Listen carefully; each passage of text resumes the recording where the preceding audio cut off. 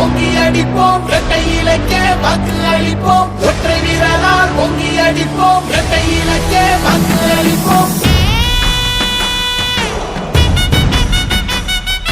அம்மா சொன்னாரே